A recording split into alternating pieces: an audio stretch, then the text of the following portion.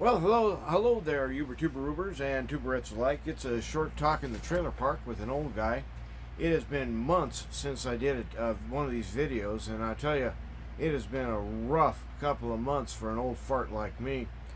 In April, I had to quit my job because as a plumber, my back is just done, and I was unable to do the work anymore physically. Like jackhammers and crawling in and out of attics and crawling underneath houses and working on cast iron stuff under there. And that was a big shock for me because basically I've been a workaholic all my life and I couldn't figure out what it was I was supposed to be doing, and frankly I still don't. So that was like April the 8th, and here it is already July. It's almost exactly, let's do the math here, April, May, June, July. Yeah, it's 4 months ago, and I've been unemployed for the last 4 months, and I tell you what, I got so down, I got so depressed. I've been diagnosed now, by the way, with major depressive disorder, MDD. And boy, about 10 weeks ago, I was flipping out really pretty bad here at the house. It was like 2 in the morning, and I thought I might hurt myself, and I had a rifle here at the house, and so I called the cops on myself, and well, that turned out to be a bust. I wanted to go to Mountain View Hospital because I believed at the time, and I think it may have been valid, my salt levels have been completely out of whack, and I mean way low. And so I thought, well, let's go into Mountain View, get it tested, and then they can put a saline drip on me, and maybe we'll be done. Well, anyway, the ambulance driver had a different idea. He thought, well, you need to go down to triage center. And I had no idea what he was talking about. But anyway, there's a mental health hospital, which, by the way, is like a prison. If you've never been into a mental health hospital, don't go if you can possibly avoid it. And so I spent about 5 days in there, and they discharged me and diagnosed me as depressed and stuff. So at any rate, now on June 15th, I just about did take myself out. I went down to the Rio, and I was going to hang myself. And I mean, that's getting pretty gross. And I had that noose around my neck, and I knew I was probably going to chicken out, and I did. But anyway, I had that noose around my neck, and I was standing on top of a plastic bucket, and the noose was the right length, and I was underneath a bridge. And I downed an entire bottle of scotch, 29 ounces, just guzzled the sucker down.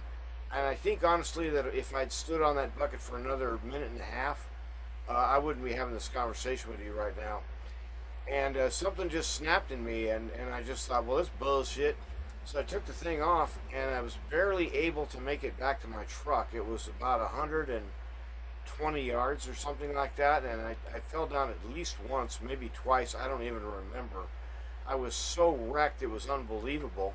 And it just so happened, I guess you'd say, that there was a guy out there at that time of night, and I've done videos from this place out there before. It's a nice river walk, and a bike trail, and so anyway, it's out there behind Old Mesilla, and I was on the ground, and this guy walks up and he goes, "Are you okay?" And I said, "I think so." And he said, "Well, can I help you up?" And I said, "Yeah, that'd be great." So he helped me up, and the last thing I really remember is putting my hand on the vehicle, on the truck. But as it turned out, I did get in the truck and started it like maybe I was going to drive somewhere. And apparently I blacked out right about then. But anyway, I don't remember any of that. All I remember was touching the truck. And I woke up 20 hours later in ICU. A friend of mine who's a nurse, well, actually, she's a retired nurse now. She said that I had enough alcohol in me to kill me. And so I was kind of thinking about that as well, like, if this noose thing doesn't work. So at any rate, that's how depressed I've been, because I have been unable to work and I don't know what to do with myself. So today, as an example, I went down and, I paid a bill and visited with some friends and had a breakfast. There's a little Bible study with some friends, 4 or 5 guys get together, except today it was more like 8. And so then there's this place called the Munson Center. It's a senior citizens thing down here in town. And so I went down and had me some lunch. It's like $2.50. and man, the food's okay. And then I went over to, they got a little exercise room with stationary bikes and whatnot. And it turned out that there was a Qigong class beginning, and I've had to be kicked out of that gym before because of that. And today I decided to hang around. And some of those stretching exercises were okay. It was good for my back. But boy, doing the routine with the hands up and the breathe in and the breathe out, whew, I got to the point where I was about ready to fall over. So I'm like ridiculously out of shape. So anyway, I'm still trying to think whether I want to try to get a part-time job or something, but I can't figure out how. Because nowadays, just about every job on the planet is you have to apply online, and I don't know how to do that. And so it's a weird deal, and I've just come to the point where maybe my working days are behind me, and I don't really know. But if they are, this is going to be a brand new world to me. I never really did plan on retiring. Um, that was not one of my like goals in life, and I thought I was going to just kind of work until I died. But I guess the good Lord had a different plan, and so I've been kind of getting irritated at Him too, because it's like, well, what do you got me here for anyway? What it is I'm supposed to be doing? And so I'm hoping that maybe I can find something where, I'm wrecked. I'm a broken person. There's so much wrong with me that it's just it's like a train wreck. And so I've gotten involved a little bit with a group called Celebrating Recovery, and it's a 12-step program. Except it doesn't have a vague outline of a higher power, however you conceive of him or her or it. No, it talks about the God of the Bible and Jesus Christ, and so Celebrate Recovery is around the world, and I've heard that it can help. So I went to a couple of meetings of those so far, and I might try to stick with that. But I just, and if, by the way, if you as a viewer have a comment about here's what you do to find a part-time job, Mike, that isn't going to ruin your back, and that you can handle. And that means no computer stuff on board. Forget it. Computers. I just don't understand them. And so it's a weird world here. In 2026, this has been one of the worst years of my life. And I talked to my older sister, and she agrees. I don't know. Maybe this is true for you. And if it is, you can leave a comment down below. But I mean, has 2026 been a real stinker of a year for you? This year, my younger brother passed away. He was diagnosed late in January with something called glioblastoma, which is a brain cancer, and it's fatal. There are no survivors. But according to the experts, and the experts ought to know, right? The supposedly using chemo and maybe radiation, I don't know. They were giving him 12 to 18 months. He had 6 weeks. And he was out. And I'm glad in a way, because I mean, I saw what chemotherapy did to my sister, my older sister, years and years ago, and it was like, this is horrible. I mean, she's dying of cancer, and so what did they do?